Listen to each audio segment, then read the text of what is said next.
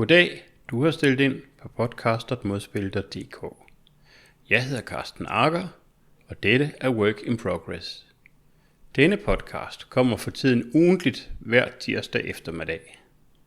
Dette er 16. afsnit af Work in Progress. I dag skal det for anden og sidste gang handle om min oplevelse af årets FOSDEM, den store europæiske konference for fri og open source software. God fornøjelse.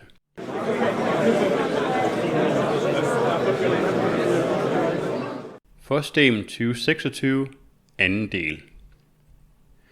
Efter at have hørt de to oplæg om finansiering af projekter for fri og open source software, gik jeg ud for at finde noget at spise og se, om der var nogle andre spændende oplæg i nærheden.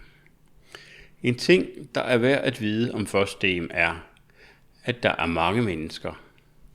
Det har jeg sådan set allerede sagt.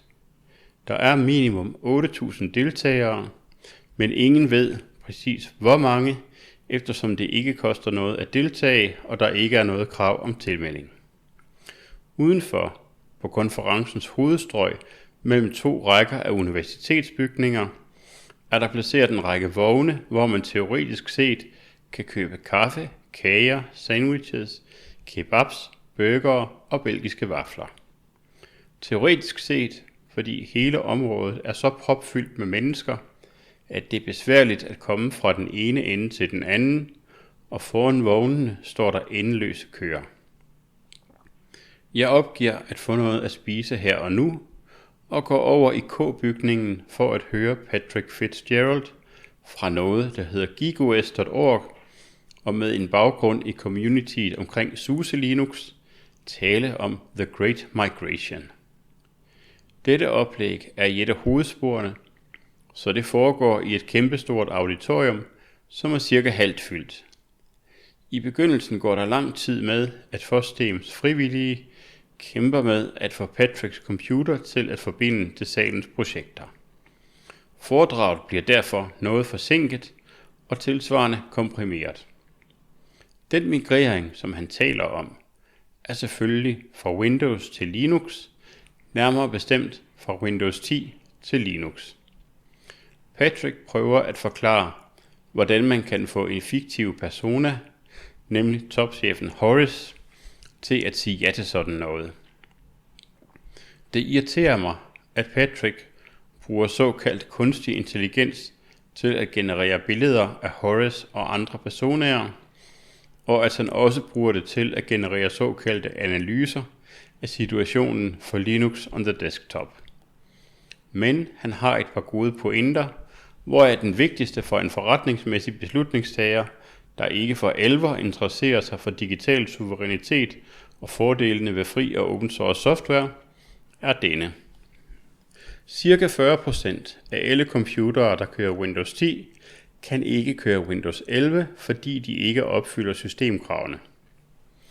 Hvis 1000 medarbejdere skal opgraderes fra Windows 10 til Windows 11, vil det med udgifter til ny hardware, leverancer og arbejdsløn som minimum koste 700.000 euro, det vil sige 700 euro per medarbejder.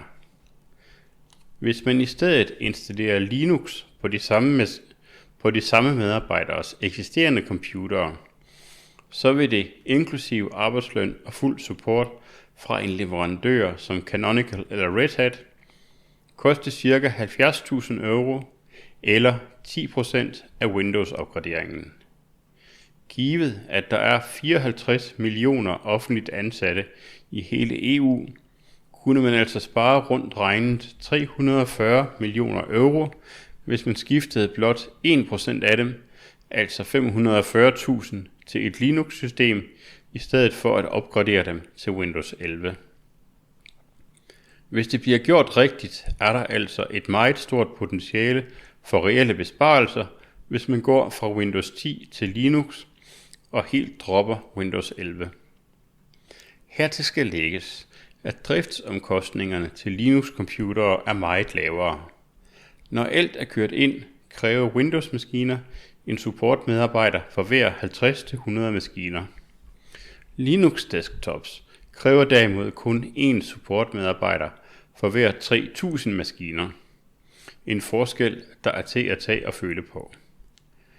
Fitzgerald havde nogle flere pointer, som du selv må se hans oplæg for at få med. Jeg linker til det i beskrivelsen af denne episode. Senere lørdag eftermiddag gik jeg over i Legal and Policy Dev Room, som blev arrangeret af Free Software Foundation Europe, den europæiske organisation for fri software, som jeg selv er aktiv i. Det ville føre for vidt at omtale alt, hvad jeg hørte der, men et af højdepunkterne var en paneldebat mellem Free Software Foundation Europes juridiske medarbejder Lucas Lasota og 3 embedsmænd fra EU-kommissionen, der arbejder med at håndhæve EU's Digital Markets Act, eller DMA, og dermed tvinge store firmaer som Apple og Google til at åbne deres platforme. Hvis man, som jeg selv lidt havde forestillet sig disse EU-byråkrater, der uge efter uge lægger arm med Apple og Google i deres arbejde, som nogle traditionelle, stive embedsmænd i jakkesæt, ville man blive skuffet. Der var tale om nogle yngre mennesker med en ret uformel holdning, både i sprogbrug og påklædning, som virkede glade for faktisk at kunne få lov til at gøre en positiv forskel i deres arbejde. Lucas introducerer problemstillingen ved at bemærke, at det interessante ved DMA er, at den kræver interoperabilitet, og dermed kræver den også, at iPhones og Android-telefoner skal virke med tredjeparts software. Tredjeparts software vil i denne sammenhæng ikke blot sige apps, som ikke er skrevet af Apple eller Google selv. Det vil også sige apps, der distribueres og installeres uden om platformenes officielle Play Stores, hvilket er vanskeligt på Android-telefoner og mere eller mindre umuligt på iPhones. Kort og godt, EU's Digital Markets Act kræver, at det skal være muligt at installere apps efter eget valg på mobiltelefoner og lignende apparater, og den kræver, at det skal være muligt at installere alternative app stores. Der er faktisk ikke så meget at rafle om. DMA har været gældende lov i hele EU siden marts 2024, men kravene i artikel 6.4 er stadig meget langt fra at være opfyldt. Det er oplagt, at denne bestemmelse er relevant for mulighederne for frit at kunne installere fri og open source software på iPhones og Android-telefoner. Men især Apple har slået sig gevaldigt meget i tøjret og har uden held anlagt sager mod EU-kommissionen for at få bestemmelsen omstødt. Det er måske heller ikke så underligt. Apple har via sit monopol på installationen af apps på iPhones og iPads traditionelt opkrævet en skat, kan man sige, på 30% af alle betalinger, der foregår gennem apps. Betalinger, som de ret beset ikke har andet at gøre med, end at den pågældende app tilfældigvis kører på deres platform. Googles forhold til EU-lovgivningen er mere kompleks, for det har indtil nu altid været muligt at installere tredjepartsprogrammer på en Android-telefon. Google har dog stadig gjort mange ting for at favorisere deres egne apps og gøre det sværere for konkurrenterne. Google og især Apple har derfor protesteret voldsomt over kravene i DMA. De har ikke mindst brugt sikkerhed som et argument. Og det er også vigtigt for brugerens sikkerhed, at selve styresystemet kan beskyttes mod ondsindede apps. Det vil sige, det er vigtigt, at det er muligt at beskytte systemets integritet. Men det er EU-kommissionens opfattelse, forklarede de 3 unge jurister derfra, der var mødt op, at der ikke er nogen modstrid mellem integritet og interoperabilitet. Der ligger, sagde de, i kravet om alternative app stores i artikel 6.4 også et krav om, at det skal være muligt for brugeren at beskytte sig imod ondsindede apps. Alt i alt mente EU-folkene, at sikkerhedsargumentet er falskt. Sikkerhed forhindrer ikke interoperabilitet. Apple og Google kan sagtens tillade tredjeparter at installere software på telefoner, der kører Android eller iOS, uden at kompromittere sikkerheden. Som allerede nævnt har Google og Apple ret forskellige indstillinger til fri og open source software på deres systemer. Apple er meget fjendtligt indstillet og har som nævnt kørt retssager mod EU for at holde tredjeparts software ude af iPhones og iPads.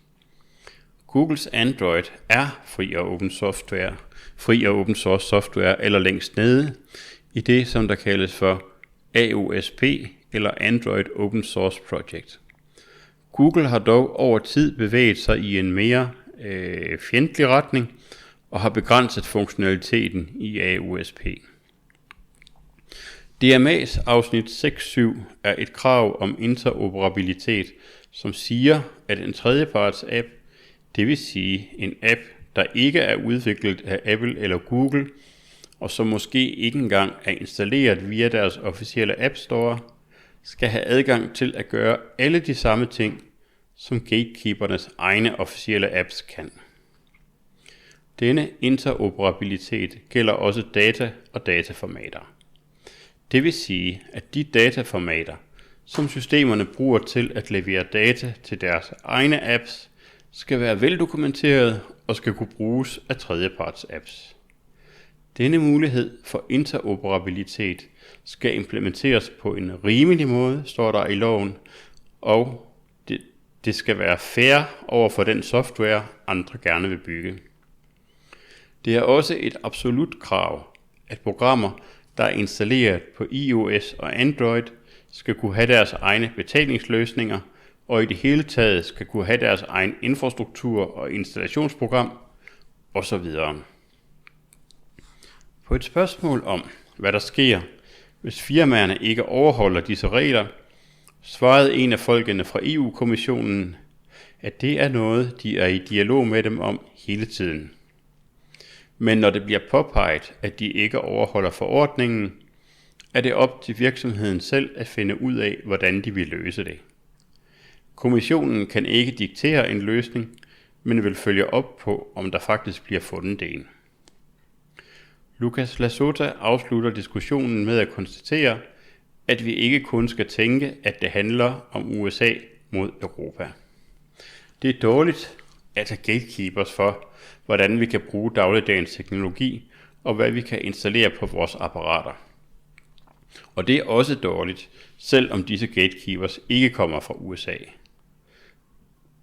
Sammenfattende er der ingen tvivl om, at DMA's betingelser om interoperabilitet og om muligheden for at kunne installere programmer uden om de etablerede kanaler, vil være en stor fordel for muligheden for at bruge fri og open source software på alverdens mobiltelefoner. Men der er også problemer med den måde, DMA er formuleret på. Det meste fri og open source software bliver drevet af mindre projekter, og langt det meste europæiske software bliver i det hele taget fremstillet af små og mellemstore virksomheder. Men hensigten med DMA er oprindeligt at tilgodese spillere af industrielt format.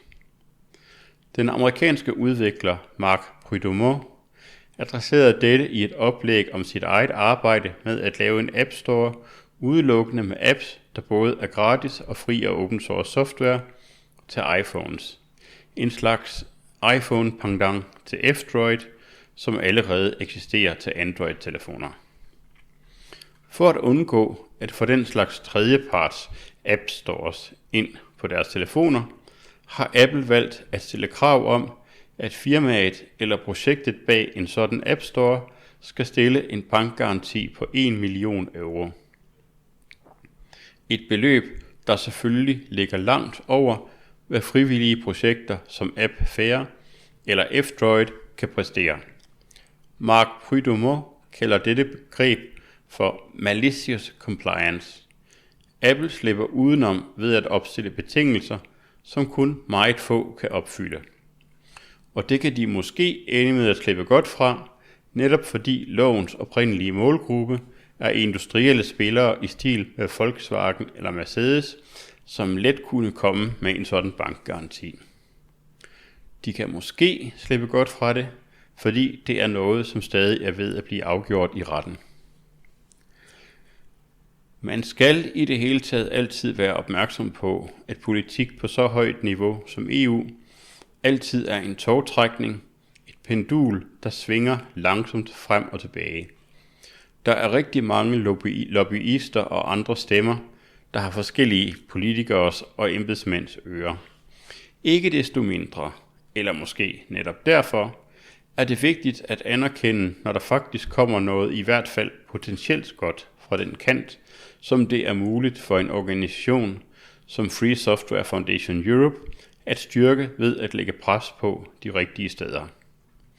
Om søndagen fulgte Øjvind sammen med Bonnie Mering fra FSFE op på denne vinkel ved at interviewe Lucas Lasota til The Software Freedom Podcast, der for første gang blev optaget live med et lille publikum. Bonnie, der plejer at stå for denne podcast, var interviewer og Eivind lydtekniker og redaktør. Selv sad jeg bare som en del af publikum og lyttede til, hvad der blev sagt. Lucas Lasota har som juridisk rådgiver for Free Software Foundation Europe været involveret i en sag mod Apple om retten til at installere alternative app stores på iPhones.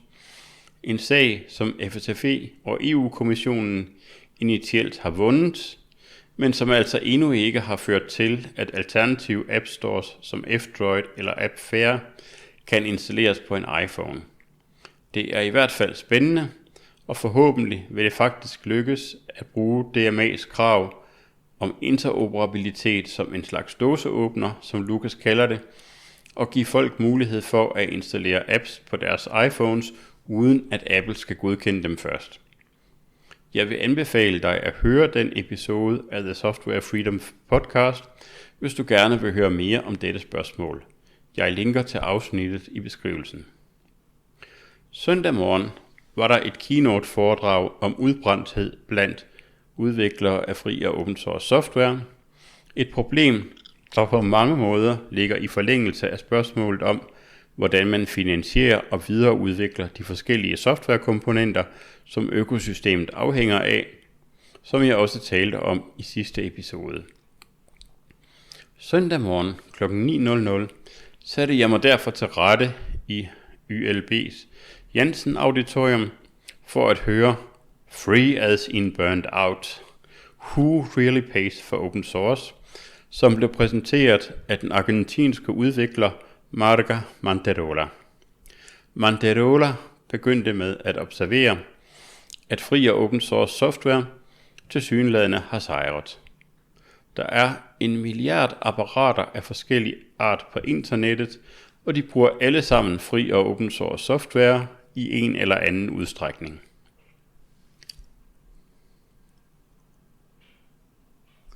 %97% af al software i hele verden er afhængig af mindst ét open source projekt for at kunne fungere. Eller også er dette, når det kommer til stykket, slet ikke nogen sejr. Med opkomsten af de store reklamefinansierede tjenester som Google, YouTube, Instagram, Facebook og mange flere, er vi alle blevet vant til at kunne bruge såkaldt gratis tjenester af høj kvalitet.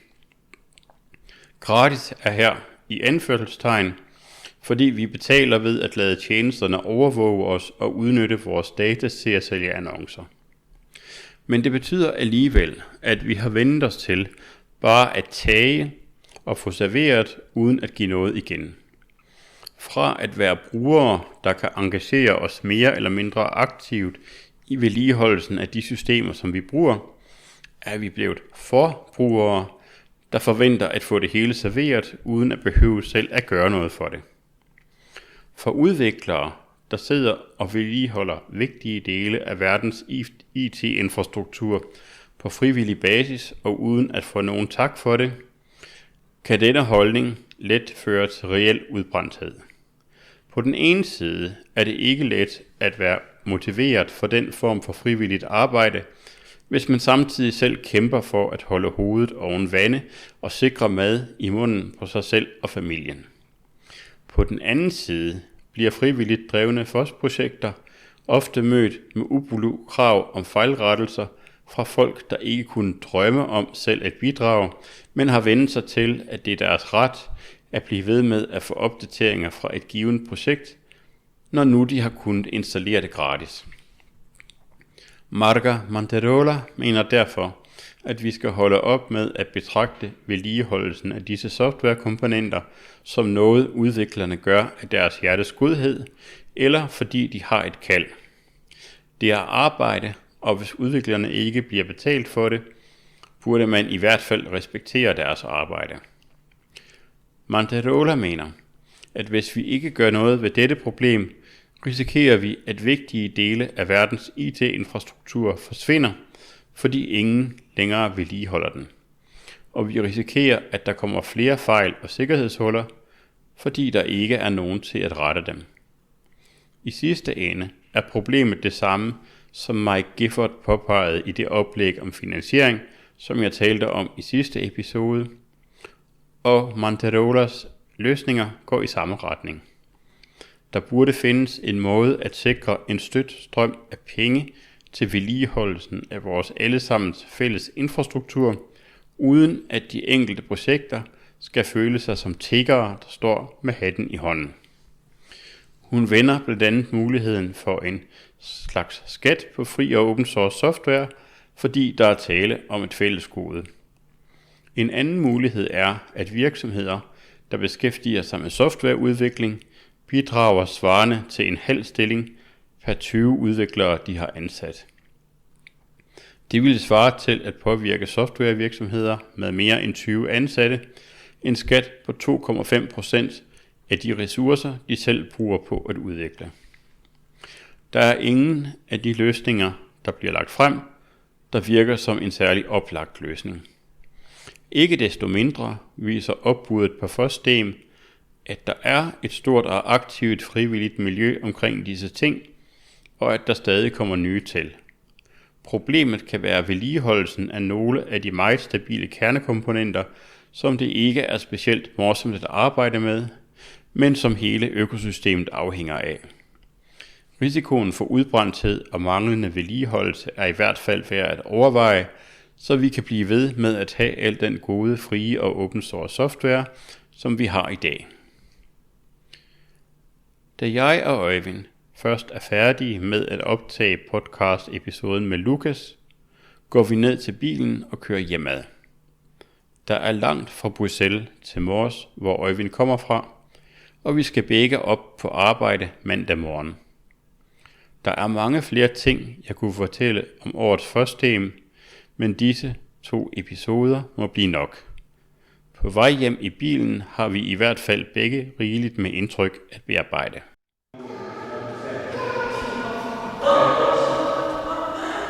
Is also helping develop GIMP. I draw and I draw with the GIMP, and when I found some bug or something, and then I tell him, and then he fixed. Dette var 16. afsnit af podcasten Work in Progress. Podcasten er tilknyttet min virksomhed Forlaget Modspil. Forlaget Modspil er et lille, uafhængigt og ganske ikke-kommercielt forlag, som har udgivet én bog, nemlig Mathias Kirsners børnebog Adde og Sangemand, som forklarer begreber som fri software og digital suverænitet for børn og barnlige sjæle. Hvis du gerne vil støtte mig i dette arbejde og være med til at sikre fremtidige episoder, vil jeg opfordre dig til at købe et eksemplar af den bog. Til dig selv eller til nogen du holder af. Jeg lægger et link, hvor du kan købe bogen, i beskrivelsen af dette afsnit.